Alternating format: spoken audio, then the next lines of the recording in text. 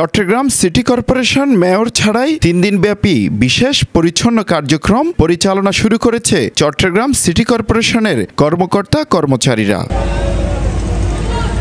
পরিচ্ছন্ন কার্যক্রমের অংশ হিসেবে 16 নম্বর ওয়ার্ড প্রবর্তক মোড়ের বড় নালা এবং আশেপাশের নালাসহ পরিষ্কারের মাধ্যমে কার্যক্রম শুরু হয়।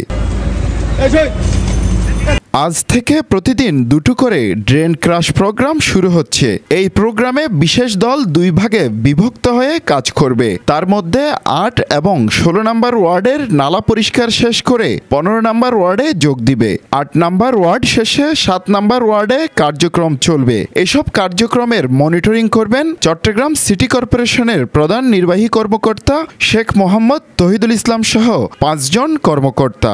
আপনারা জানেন মাঝখানে কয়েকজন একটু অস্থিতিশীল অবস্থা ছিল, আমরা এই কাজটা পরিপূর্ণভাবে করতে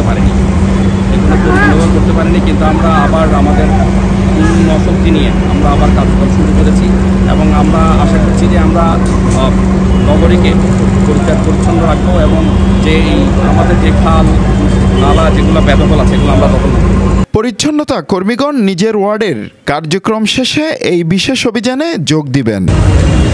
হোসাইন আব্বাস, বাংলাধারা, চট্টগ্রাম।